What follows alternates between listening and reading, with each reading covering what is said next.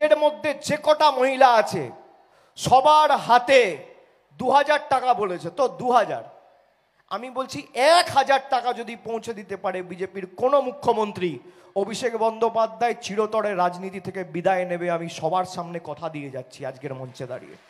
একটা রাজ্যে যদি এরা বাস্তবে করে দেখাতে পারে, ওরা বলছে 2000 দেবো, আমি বলছি 1000 দিয়ে দেখাও।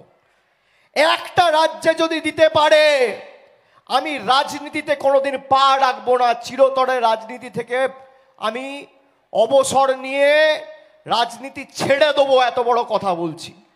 2-3 দিন আগে বিজেপির নেতারা বলেছে তারা ক্ষমতা এলে 2000 টাকা করে লক্ষ্মীর ভান্ডার দেবে বলেছে, শুনেছেন?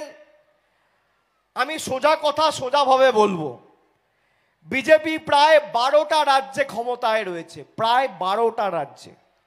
একটা রাজ্যে যদি বিজেপি ত্রিপুরায় ক্ষমতায় রয়েছে, বিজেপি মণিপুরে ক্ষমতায় রয়েছে, বিজেপি আসামে ক্ষমতায় রয়েছে, বিজেপি মধ্যপ্রদেশে ক্ষমতায় রয়েছে, বিজেপি গুজরাটে ক্ষমতায় রয়েছে, বিজেপি মহারাষ্ট্রতে ক্ষমতায় রয়েছে, বিজেপি উত্তরাখণ্ডে ক্ষমতায় রয়েছে। একটা রাজ্যে যদি রাজ্যের মধ্যে যে কটা মহিলা আছে সবার হাতে 2000 টাকা বলেছে, তো 2000, আমি বলছি 1000 টাকা যদি পৌঁছে দিতে পারে বিজেপির কোন মুখ্যমন্ত্রী, অভিষেক বন্দ্যোপাধ্যায় চিরতরে রাজনীতি থেকে বিদায় নেবে। আমি সবার সামনে কথা দিয়ে যাচ্ছি আজকের মঞ্চে দাঁড়িয়ে। 12টা রাজ্যে ক্ষমতায় রয়েছে, 12টা। একটা রাজ্যে যদি এরা বাস্তবে করে দেখাতে পারে, ওরা বলছে 2000 দেবো, আমি বলছি 1000 দিয়ে দেখাও। একটা রাজ্যে যদি দিতে পারে, আমি রাজনীতিতে কোনোদিন পা রাখবো না, চিরতরে রাজনীতি থেকে আমি অবসর নিয়ে রাজনীতি ছেড়ে দেবো, এত বড় কথা বলছি। একটা রাজ্যে যদি করে দেখাতে পারে। কথা দিয়ে কথা রাখার নাম তৃণমূল কংগ্রেস, আর কথা দিয়ে পালিয়ে যাওয়ার নাম হচ্ছে পদ্মফুল বিজেপি। আপনাদের বলেছিল না 15 লাখ টাকা দেবো, পেয়েছেন? আপনাদের বলেছিল না বছরে 2 কোটি বেকারের চাকরি হবে, হয়েছে?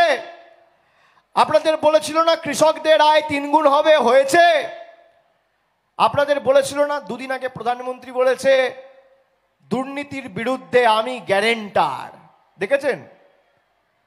আর গতকাল দেখেছেন যাদের বিরুদ্ধে ইডি সিবিআই মামলা চালাচ্ছে তাদেরকে এনডিএতে নিয়ে মহারাষ্ট্রে আবার সরকার গঠন করছে এই দুর্নীতিগ্রস্ত তোলাবাজগুলোকে নিয়ে।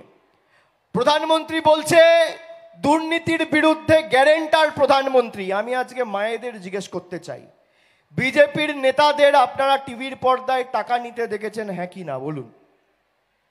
হ্যাঁ কি না বলুন? বিজেপির নেতাদের টাকা নিতে দেখেছেন?